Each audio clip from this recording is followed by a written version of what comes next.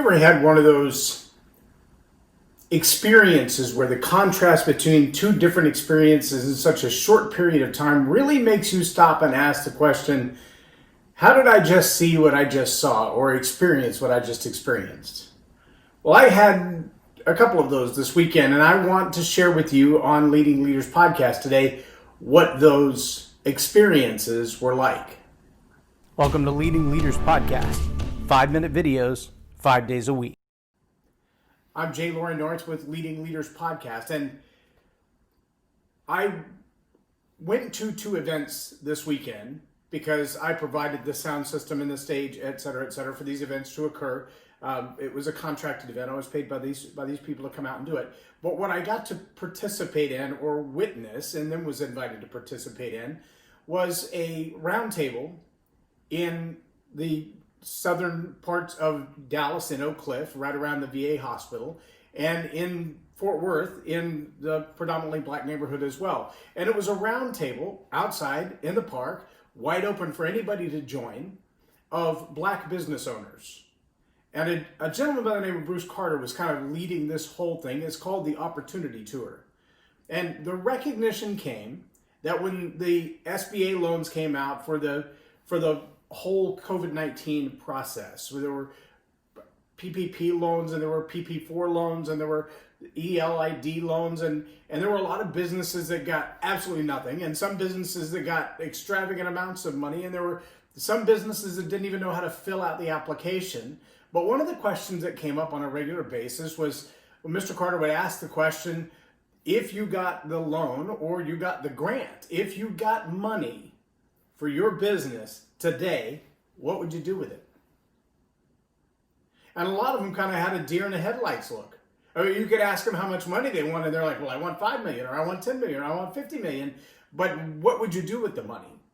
And the next question that you have to ask is, if you got a $5 million check or a $10 million check or a $50 million check, and it became a loan and not a grant, does your business plan for getting and using that money demonstrate how you're going to pay it back? Because a small business loan may not be forgivable, but it's okay if you borrow the money and make more money than that. What you can't do is get the money, borrow the money, take the money, receive the money as a grant, whatever, and then do nothing with it, or just, buy new jewelry and a new car and a new house, and you can't do that. You've got to invest it in the business for the purpose of making more profit. And so it was fascinating to watch these conversations take place. There were some very successful business people, business owners who had 7 or 8 real estate properties just in the one area that we're at. They've owned dozens around the community, and others who are just starting out. A 15-year-old girl who said, well, what I need is a business plan.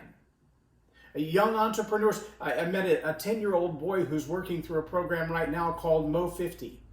And it's a challenge for him to mow 50 yards absolutely free. And as he finishes this challenge, there are new opportunities that come to him. And so he will have finished his 50 yards by the time he's visiting Texas right now from Cedar Rapids, Iowa. But by the time he gets back home and finishes this summer, he will have finished his 50 yards. The 50 yards are for people who are disabled, they're elderly, they're single moms, they're veterans. So he's doing a good thing for the community and simultaneously earning his way to an opportunity to generate wealth. He's 10. He's 10. If young people in the African American community can begin to mow yards at 10 years old and begin to build a business, they can be like the guy that I met yesterday who has 5 or 6 little businesses. He does auto detailing, he does shoe shining, he does landscape cleanup. And all of these, what many would seem to be odd jobs, he said the auto detailing part of his business alone makes about $100,000 a year. But he said, you give me anybody who's got the integrity to show up and do the work, and I can show them how to make 6 figures doing nothing but auto detailing right out of the back of their truck. All right, so don't tell me that opportunity doesn't exist. What does sometimes happen, though, is the contrasting experience that I had yesterday. My wife and I sat around knowing we were going to be in the sun for 3 hours to help with this event, and just chilled out and watched a movie on Netflix. Now, maybe you've seen the promos for this movie on Netflix. It's just called the F It List. It rhymes with bucket list, but that's not the word. The irony in that movie was that it's a young, very well-to-do white family, a high school student who's valedictorian with a 4.65 in the story, and has given up on all the things that he wanted to do. He set aside his love for basketball. He didn't have any dating relationships. He focused on his schoolwork and his learning to play the clarinet and all of these things that his parents made him do. I use air quotes because that's the way he said it. He said, for 18 years, you've been living your life through me rather than letting me live my life. That's not what I want. Well, the climax of the movie is that he gets accepted into 7 out of 8 Ivy League schools because his parents greased the wheels in every way that they could with his education, with the relationships, with the networking, with the investments, with the money that they gave from their big earnings into trust funds and school funds. And so now basically the road is completely paved for him, and he says to his parents, I didn't want the road paved for me. I want to do it on my own. But here's the scene that really baffled me. The highlight, if you will, was the moment that he started a movement by announcing his bucket list with the other word and started doing things that, they weren't going to look good for his career. And once they got on social media, the whole world went, and so there went his GPA, and there went his valedictorian, and there went his high school graduation. The school wouldn't even let him graduate because of the shenanigans. I encourage you to watch the movie, but the book burning was the scene that really got me. When they started this movement and said, forget about it. I want to do my own thing, my own way. But see, here's the real twist of irony, is that in the movie, it's the quintessential white privilege. It's the excess. It's the driving daddy's Mercedes 600 around. It's all of the things that the riots in the streets have been about. On the one hand, yesterday, I witnessed a movie that's promoting the idea of high school kids going, no, I don't want to have to go to Harvard. Don't twist my arm to go to Harvard. So instead, he takes the summer and travels around the world with his girlfriend. Literally, it's in the movie. You'll see it. And contrasting that, in the same day, I'm in the 100-degree weather in Texas with a group of black business owners who were saying, we just want to be able to get the same loans that everybody else got for their business. We want to be able to put new windows and screens on our buildings too. We want to be able to buy the new equipment so we can upgrade and be ready when business comes back full force. We want to write a business plan. We want a fair opportunity to succeed. That's all we're asking. So the opportunity tour is really about not only making sure that people have the right applications and the right opportunities in front of the SBA, but also that they have an opportunity to run their business in an honorable way, not to take the loan and do nothing with it, or take the loan or do something silly with it, but to be able to invest it. And the real challenge is when you see there are those people who, whether it be political or it be corruption or it be just be in the right place at the right time, their opportunities seem a little lopsided, a little leveraged, a little paved road compared to everybody else.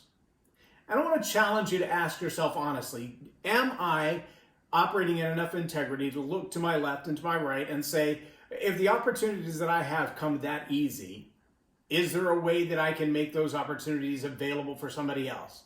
Whether it's through education, whether it's through sharing, whether it's through just simply being a voice to say, hey, what about them? And what about them? And how can we help them? And what can we do differently to make sure that the playing field is more even all the way across the board?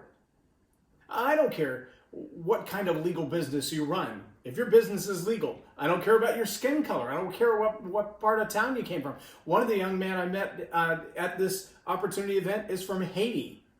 And this year, he got his American citizenship and has the right to vote for the first time. And he's like, I don't even know who I'm going to vote for. I'm still doing my research on it.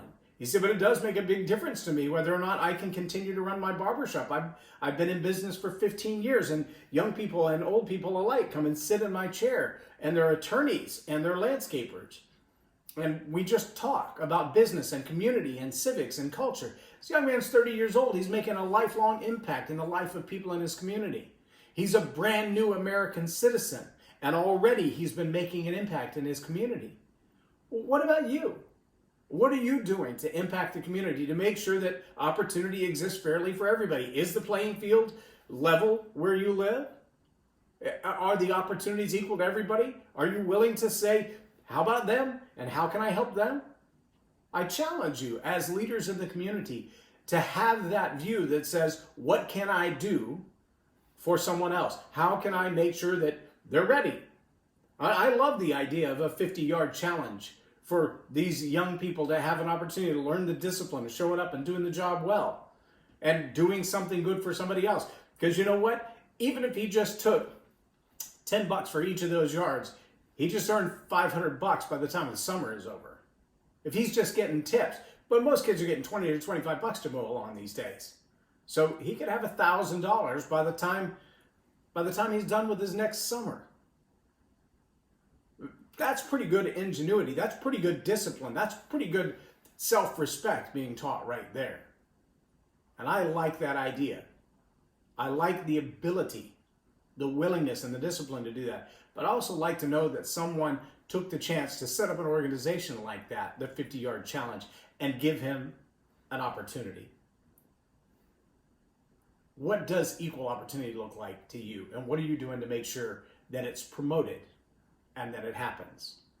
I'm Loren Norris with Leading Leaders Podcast for Tell It Like It Is TV. Have a blessed day. Subscribe now for our extensive video library of leadership lessons promoting faith, family, and freedom.